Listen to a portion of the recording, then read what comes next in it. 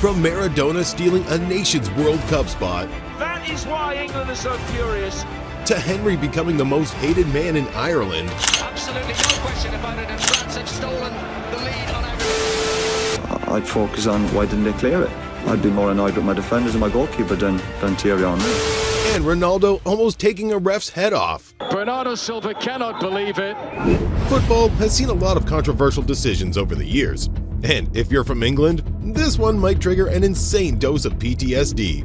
Because when Maradona went high in 1986, he probably had the Queen using cuss words at her TV set. In the World Cup quarterfinals of 1986, England and Argentina faced off. England won the tournament 5 editions back, and they were the favorites for this one. But Argentina, they had someone special, Diego Maradona. Electric, Jerry. That was absolutely sensational. This fella's in the box.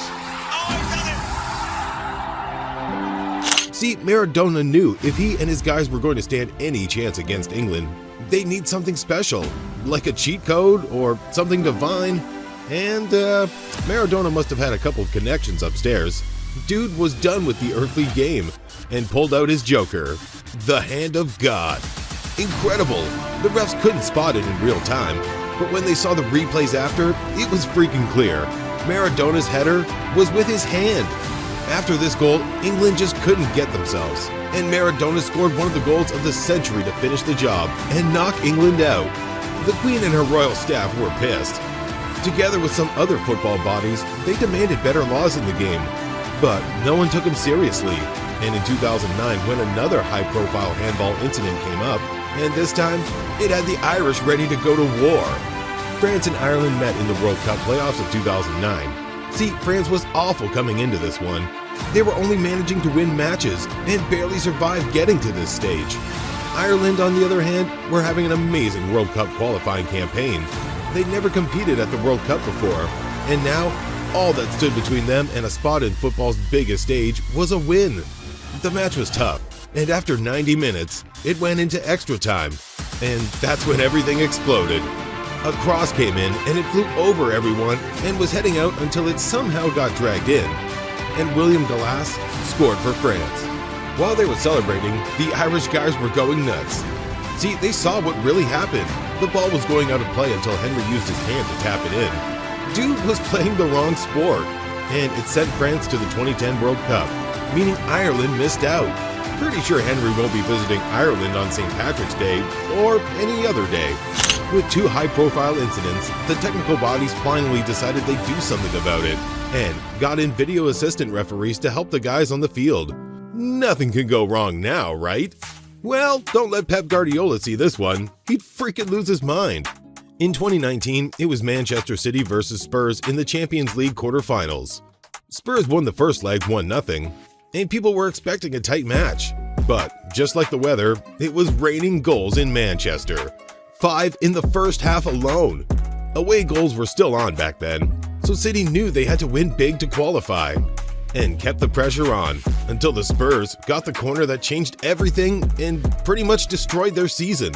Marcos Llorente's controversial goal was insane. From all angles, it looked like the ball bounced on his arm and went in. But after the ref checked the VAR monitor, he didn't think so, and gave Spurs the goal. Pep was furious, just like every City fan. City won the match 4-3, but because of that controversial goal and the win from the first leg, it was Spurs who went on to the semis.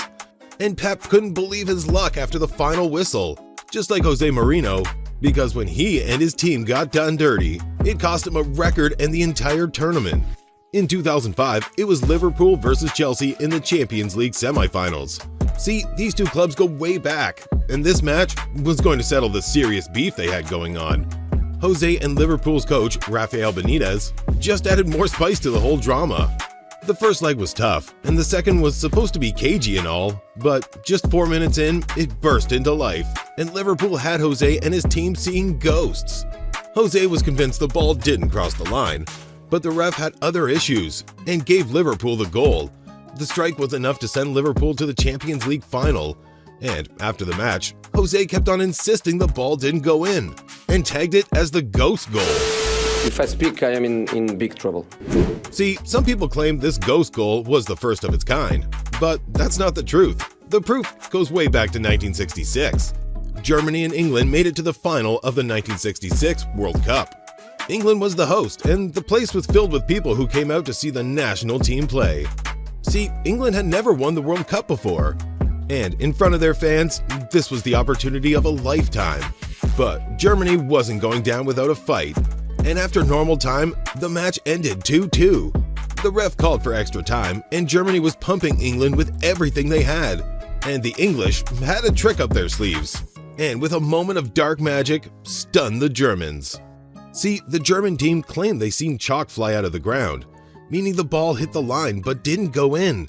But England wasn't having any of it. They swore it was a goal, and after hitting up his assistant on the far side, the ref gave the goal to England, and they went on to win 4-2. The replay suggests the Germans were right. The ball didn't cross the line, and they got robbed. But karma? And 44 years later, when England and Germany faced again in the 2010 World Cup, she pulled up wearing a German jersey with her name on the back. Now it was payback time. The round of 16, England versus Germany again. Germany took a 2-1 lead, and they were looking good for the money when England started warming up into the game. And just before halftime, Frank Lampard let it rip, thundered, and a stinging shot into the German goal. The ball hit the post and clearly looked like it went in, but Manuel Neuer quickly pulled out and continued the game. England completely lost it. They were all up in the ref's face demanding a goal, but the ref said he didn't see it go in and allowed the play to continue. I see you, karma. Well played. Germany went on to win 4-1, and England got knocked out. After this, people started calling for new inventions in the game, but it wasn't until what happened in 2012 that FIFA decided to do something about it. The FA Cup semi-finals, Chelsea vs Spurs at Wembley. See, after Chelsea took the lead, Spurs came fighting back. See, they had all the momentum, and it looked to all the world that they'd be getting the equalizer. But in the 28th minute, something so controversial happened, it sparked a worldwide debate. Juan Mata seemed to have kicked the ball in, but when the replays were shown on the big screens, the ball was nowhere near the line. I mean, to be fair to the ref, with all the bodies piled up in there, there's no way he would have been able to spot that in real time. And as a result, FIFA finally decided to fix up on the issue. So in 2014, the use of goal line technology was introduced into the game for the first time, and it's been there ever since.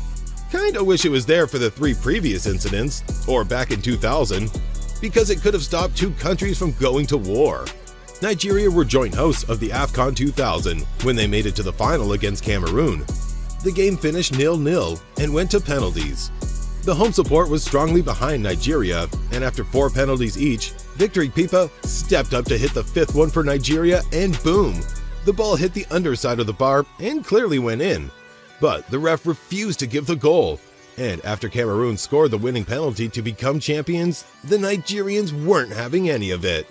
And before security could catch a whiff of what was going on, the riots broke out and it was chaos everywhere. Nigerians started attacking the celebrating Cameroon fans, and it was a disaster. They claimed the referee had blood on his hands, and that match officials in general needed better training. Something that became so freaking clear in 2009, Chelsea and Barcelona met in the Champions League semi-finals. The first leg ended goalless, and after Chelsea scored early, there was no way this one was gonna go into extra time. But the goal wasn't enough for the Blues, so they started piling on the pressure, and the Barca team was starting to crack. But you see guys, the referee, Tom Overbo, he had another mission, apparently to ruin the game. I mean, come on, these fouls were too freaking obvious. Drogba got kicked in the box and he didn't give it. An Abidal handball, Ballack screaming for another handball in his face, nothing. Until Andre Iniesta scored in the 89th minute to break Chelsea's hearts, and their talismanic striker couldn't hold in anymore. Drogba was mad. He called the match a disgrace and the referee a disgrace. Looking at it, it was a dark day for football. But at least they managed to stay and finish the game. When all the crazy stuff happened to our boy Ronaldo, he completely lost it. In a 2022 World Cup qualifying match, Portugal traveled to face Serbia. See, Portugal needed a win to almost guarantee a top spot and automatic qualification to the event. So they started the big names for this one, including the GOAT, Cristiano Ronaldo. Coming into the 90th minute, it was tied 2-2. And with his entire country looking up to him, Ronaldo produced a moment of magic to score the winner. It should have sent Portugal through, because the ball clearly crossed the line. I mean, I use glasses, and I could even see how clear that was. However, the referee thought it didn't, and Ronaldo protested furiously. But after the ref refused to change the decision, Ronaldo threw his armband onto the field and walked out of the match before the final whistle. Imagine bumping into an angry Ronaldo. He'd wipe your brains out.